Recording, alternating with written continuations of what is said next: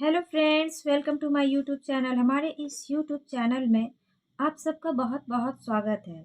और आप लोग हमें जिस तरह से सपोर्ट कर रहे हैं उसके लिए आप सबका बहुत बहुत शुक्रिया।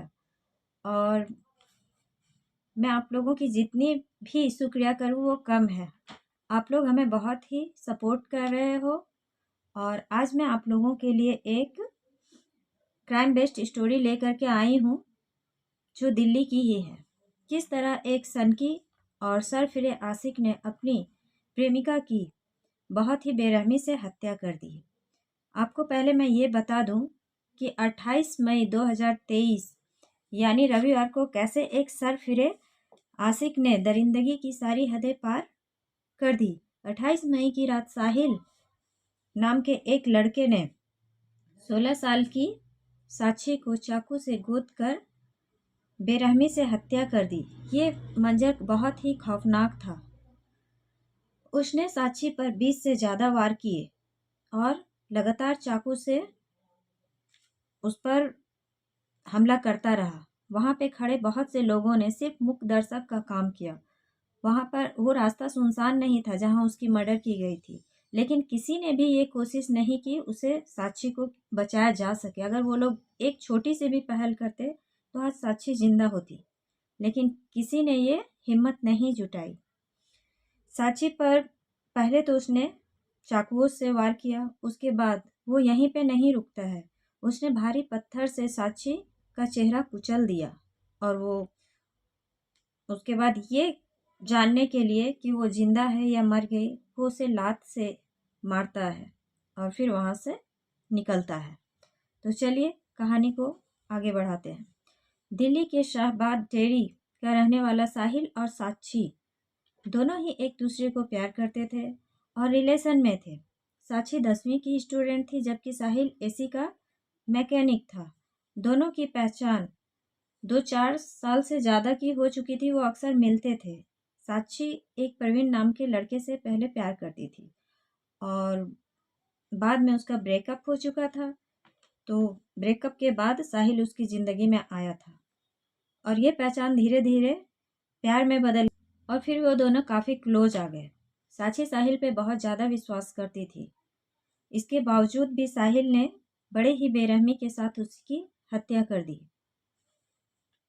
दिल्ली में 20 साल के एक लड़के ने जिस अंदाज से 16 साल की लड़की का कत्ल किया, उनकी तस्वीरों को देखकर ऐसा लगता है कि वो बहुत ही शातिर और सनकी मिजाज का लड़का था। वह एक बिगड़ैल टाइप का लड़का था। उसके अंदर संस्कार नाम की कोई चीज़ नहीं थी। वो 3 बहनों का एक लौता भाई था और उस घर का कमाऊ लड़का भी था।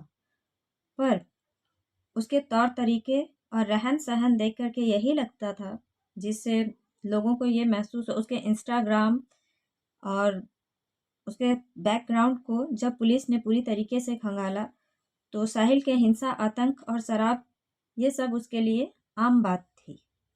साहिल इंस्टाग्राम प्रोफाइल से मिले कुछ वीडियोस ये प्रूफ करते हैं कि साहिल एक अच्छा लड़का नहीं था। उसका दिमागी संतुलन बहुत ही खतरनाक था। वो उसकी पूरी काली कहानी उसके इंस्टाग्राम प्रोफाइल और सोशल मीडिया, फेसबुक, इन सब को चेक करने के बाद पुलिस को ये पता चल जाती है कि वो एक सनकी मिजाज लड़का था।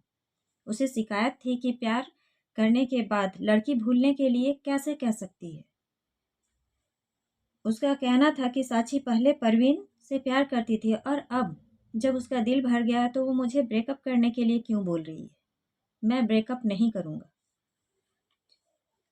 तो फिर परवीन के टच में तो वो फिर से परवीन के टच में इधर साहिल और साक्षी का झगड़ा चलने लगता है। वो फिर से परवीन के टच में है, मुझे भूलने के लिए कहती है। अपने पहले प्रेमी के लिए इस बात को लेकर साक्षी और साहिल में अक्सर झगड़े होने लगते हैं। इसी बात से गुस्साए साहिल ने साक्षी को परेशान करना चालू कर दिया। अब साक्षी उसे कई बार ये समझाने की कोशिश करती है कि हम मैं तुम्हारे साथ अब नहीं रहना चाहती हूँ और वो उससे ब्रेकअप चाहती है। जब उसने ब्रेकअप की बात की तो साहिल को बहुत ज़्यादा गुस्सा आ गया। साहिल को ये समझ में आने लगा कि अब वो परवीन के टच में है, और साक्षी उसे समझाने की कोशिश करती कि नहीं, परवीन से अब उसकी सिर्फ और सिर्फ दोस्ती है, वो उसके टच में नहीं है या पहले जैसा कोई रिलेशन नहीं है। लेकिन साहिल नहीं मानता है। साक्षी उसे इग्नोर कर रही, ये बात साहिल को समझ में आ जाती है। इधर साक्षी भी साहिल को ब्रेकअप के लिए बोल देती है। जब वह नहीं मानता है तो उसके ही मोहल्ले में रहने वाले एक लड़के झबरू, जिसे साक्षी मदद मांगती है, और वो झबरू को कहती है कि भैया प्लीज़ आप मेरी मदद करो, वो मुझे परेशान कर रहा है। तो झबरू उसकी मदद करने के लिए सोचता है, कहता है कि ठीक है, मैं उसे समझाऊंगा। 27 मई 2023 को झबरू साहिल को समझाने के लिए जाता है और उससे मिलता है। मिलने के बाद 27 मई की रात को ही झबरू उसे कहता है कि तू अब साहिल को परेशान करना छोड़ दे, और वो तेरे साथ जब नहीं रहना चाहती है तो कोई बात नहीं है, अगर तुम उसे ज़्यादा परेशान करोगे तो फिर मैं तुम्हें छोड़ूंगा नहीं। झबरू ये कहकर चला जाता है।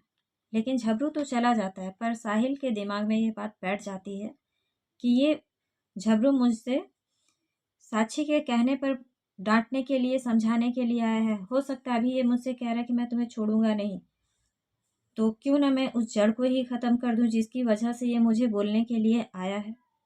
ये सोच करके साहिल मन ही मन में ये प्लान बनाने लगता है कि मैं साक्षी को मार दूंगा, ना तो वो रहेगी और ना ही कोई मुझे धमकी देगा उसे छोड़ने की।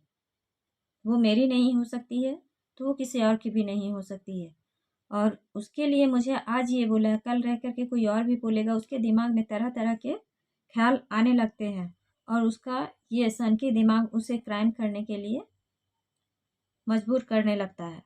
वो ये ठान लेता है कि मैं साक्षी को जान से मार दूंगा। उसने साक्षी को मारने की प्लानिंग रात में ही कर ली थी। वो अगले दिन 28 मई को पूरी प्लानिंग के साथ साक्षी का इंतज़ार करने लगा, और इस बीच उसका एक दोस्त आता है, साहिल का।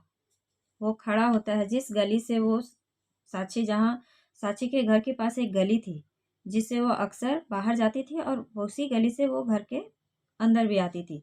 उस गली में वो उसका इंतज़ार करने लगता है। तब साहिल का एक दोस्त आता है और वो उससे अच्छी तरीके से बात करता है। उसे देखकर ये फील ही नहीं होता है कि ये किसी का मर्डर करने वाला है।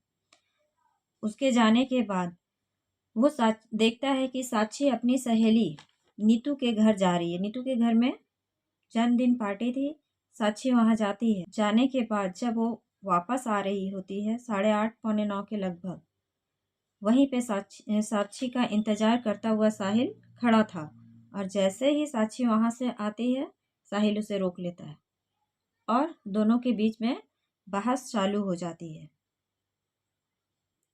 और ये बहस धीरे धीरे इतना ज़्यादा बढ़ जाता है कि की साहिल ने, जो पहले से ही उसकी मर्डर की सोच रखी थी, वो चाकू निकालता है और ताबड़तोड़ चाकू से साक्षी पर हमला कर देता है, और वह दर्द से चीखती रहती है, पर कोई उसकी मदद नहीं करता है, ना ही उसे कोई बचाने की कोशिश करता है। सभी वहां से गुजर रहे थे, पर सब देख देख कर के पार हो जा रहे थे। साहिल अपनी हैवानियत की सारी हदें पार कर देता है। वो ताबड़तोड़ इतनी चाकू मारता है कि उसके पेट के पूरे जो अंदर के पार्ट्स थे वो भी कुछ बाहर आ चुके होते हैं। वो उसके शरीर पर 20 से भी ज़्यादा वार करता है, और वहाँ पर पड़े एक सीमेंट के स्लैब को उठा करके साक्षी के सर पर दे मारता है और उसके चेहरे को पूरी तरह से कुचल देता है।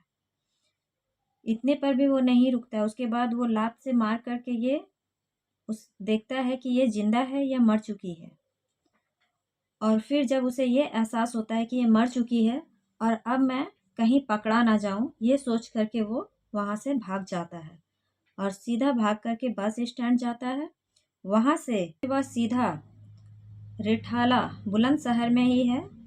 वो अपने बस से भाग करके अपनी बुआ के घर भागता है, और बुआ के घर जाने के बाद वो कहता है कि मैं यहाँ पे शादी में आया था, और वहाँ आराम से रात भर सोता है। तब तक इधर साक्षी की मौत की खबर आग की तरह पूरे मोहल्ले में फैल जाती है, और सोशल मीडिया से लेकर के पूरे न्यूज़ चैनल में ये खबर आ जाती है कि किस तरह एक सरफिरा आशिक ने अपनी प्रेमिका की चाकू गोदकर हत्या कर डाली। ये न्यूज़ ये हर न्यूज़ चैनल पर चलने लगा था, क्योंकि वहाँ पे सीसीटीवी कैमरा लगे हुए थे और उसमें सारी फुटेज आ चुकी थी कि किस तरह साहिल साक्षी की मर्डर करता है।